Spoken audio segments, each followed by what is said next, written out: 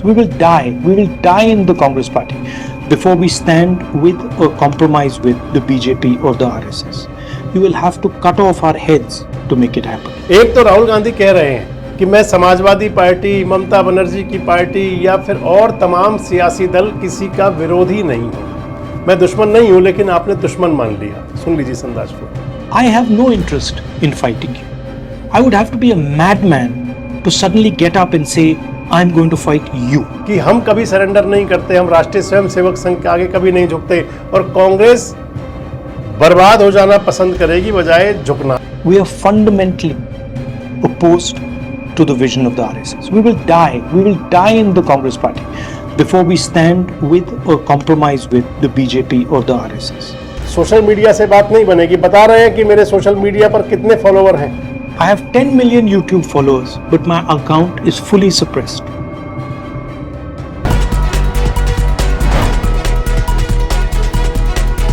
दोस्तों नमस्कार, मैं संजय मग्गू और मौजूद हैं देश रोजाना के डिजिटल मीडिया मंच पर। आपसे बात करने चला हूं देश की उस सियासत की जो इस समय बहुत गर्म है। दरअसल पूरे देश के अंदर जब से पश्चिम बंगाल का चुनाव हुआ है, सियासत पूरे उफान पर है। पश्चिम बंगाल भारतीय जनता पार्टी ने चुनाव जीतने के बाद में इस समय कहें तो इंडिया गठबंधन भी अंगड़ाई ले रहा है। भले ही चुनाव तो ममता बनर्जी हार गई, भले ही उनके सांसद छोड़ कर जा रहे हैं, भले ही विधायक छोड़ के चले गए, अलग अलग गुट बन रहे हैं सबके, लेकिन जो सियासत है, क्योंकि ममता बनर्जी कह रही है इंडिया गठबंधन को मजबूत करना है। और इधर इंडिया गठबंधन की जो बैठक हुई थी, INDIA अलायंस की जो बैठक हुई थी, उस बैठक में राहुल गांधी का जो 9 मिनट और 45 सेकंड का जो भाषण था वो पॉडकास्ट के रूप में वायरल है। उसको कांग्रेस पार्टी ने भी और राहुल गांधी ने भी अपने सोशल मीडिया पेज पर शेयर किया हुआ है। और अगर कहें तो इस भाषण में, इस संबोधन में, ऐसे मैं कह सकता हूं कि राहुल गांधी का ये आज तक का सबसे ऐतिहासिक भाषण रहा। इस भाषण के अंदर राहुल गांधी ने एक तरफ तो विपक्ष के नेताओं को पूरी तरह से, आप उसे झकझोरना कह सकते हैं, झकझोर करके रख दिया, और एक कह सकते हैं कि उनको उनकी हैसियत भी दिखा दी, ये भी कह सकते हैं कि उनको नसीहत भी दे दी। Mamta ji is not 100% sure, but she is about 90% sure that her election was stolen. Uddhav ji is 40% sure that his election was stolen. My brother Tejashwi is 40% sure.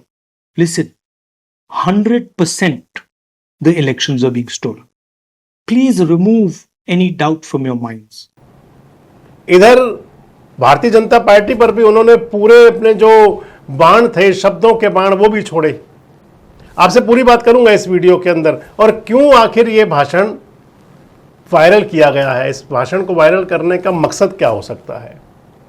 Rahul Gandhi ने खुद अपने सोशल मीडिया पेज पर इस भाषण को डाला है और इसको लेकर के तमाम सोशल मीडिया पर आप तमाम वीडियोस देख सकते हैं।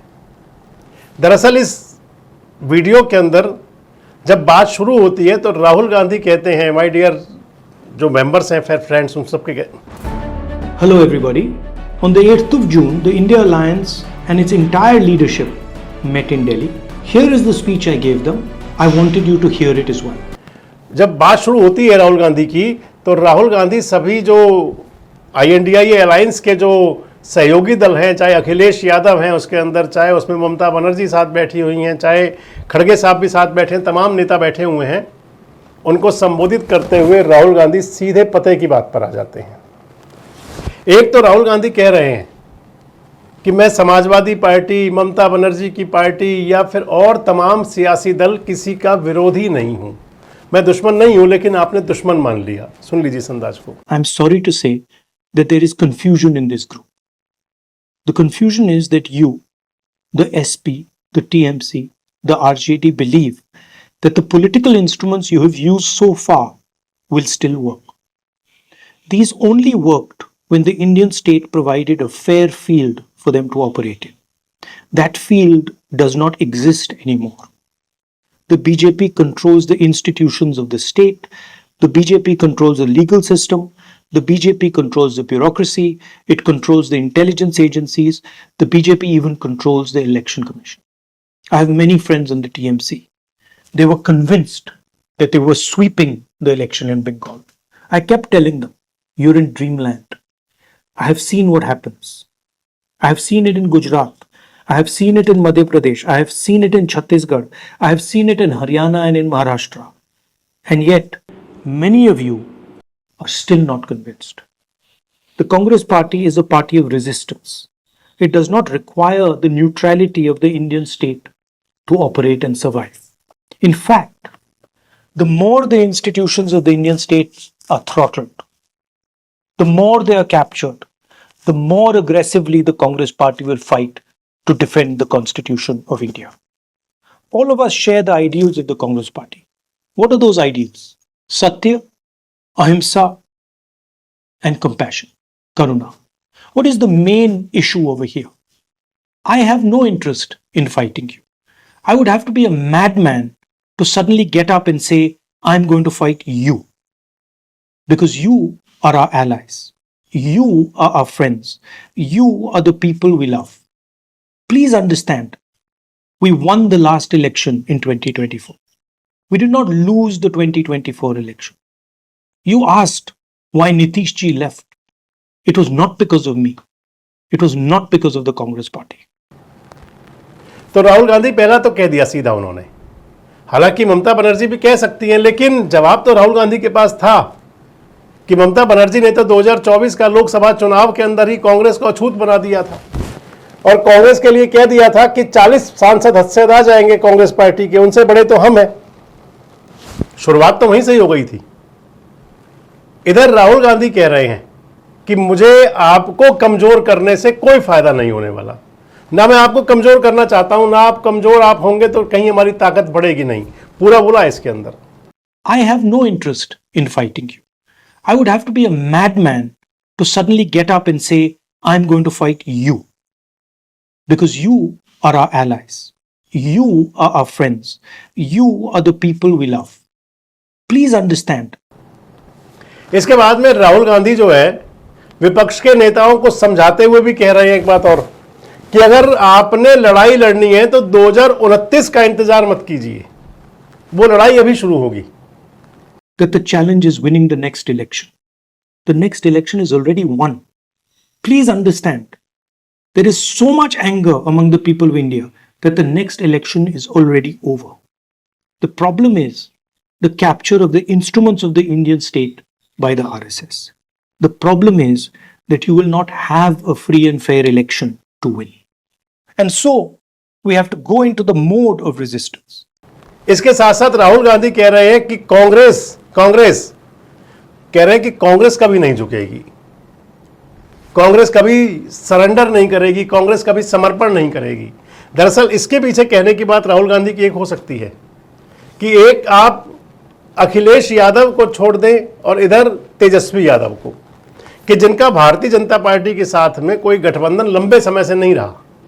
हालांकि कभी एनडीए का पार्ट मुलायम सिंह यादव रहे हुए हैं, लेकिन ना तो अखिलेश यादव कभी हिस्सा बने और ना उससे पहले अगर लालू प्रसाद यादव के परिवार की बात कर लें तो वो तो कभी भी एनडीए के सहयोगी रहे ही नहीं।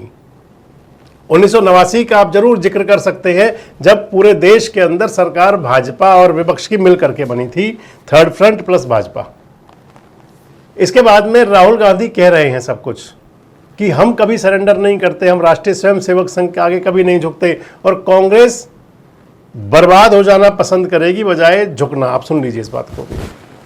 The Congress party is a resistance movement protecting the idea that all Indians are equal. We are fundamentally opposed to the vision of the RSS. We will die in the Congress party before we stand with or compromise with the BJP or the RSS. You will have to cut off our heads to make it happen. I know lakhs and lakhs of Congress workers in this country who will say, cut off our heads, we will not bow before the RSS. और इसके बाद राहुल गांधी एक बात और कह रहे हैं, विपक्ष के नेताओं से कह रहे हैं, डीएमके की बात भी आई है, कह रहे हैं कि स्टालिन से मैं खुद मिल लूंगा, मना लेंगे उनको भी, लेकिन लड़ाई बड़ी लड़नी पड़ेगी। सुन लीजिए स्टालिन के बारे में क्या बोले थे। I am 100% sure and I can vouch right now for the DMK. When it comes to defending the idea of India, every single person will be in this room. और इधर राहुल गांधी एक आगाह और कर रहे हैं, आज के समय में जो आज की सियासत है ये सोशल मीडिया वाली बहुत हो चुकी है, लेकिन राहुल गांधी कह रहे हैं कि जब तक प्रतिरोध नहीं करेंगे, सड़कों पर नहीं उतरेंगे, सामना नहीं करेंगे, सोशल मीडिया से बात नहीं बनेगी। बता रहे हैं कि मेरे सोशल मीडिया पर कितने फॉलोवर हैं। Please remove any doubt from your minds. And please understand that it takes years and years to build a social media presence. It does not happen organically in a week. I have 10 million YouTube followers, but my account is fully suppressed. So if you're under the impression that social media is fair and that the opposition is being supported by it, you're living in another reality. The entire architecture, media, social media, the legal system, bureaucracy, the intelligence agencies, all of it is aligned to keep this government in power. But this government will not survive. It will not survive because it has destroyed our democracy. It has destroyed the future of the Indian people. वैसे आपको बता दूं कि social media की वाकई story तो यही है। कॉकरोच जनता पार्टी ने पिछले दिनों प्रदर्शन किया। सोशल मीडिया पर तो उसके फॉलोवर करोड़ों में पहुंच रहे थे, लेकिन जो उनका प्रदर्शन था, उस प्रदर्शन के अंदर बामुश्किल वो संख्या बड़ी मुश्किल से 4 अंकों को छू पाई थी दिल्ली के अंदर। हालांकि मैं उन तरफ जाए बिना बात आपसे कर रहा हूं।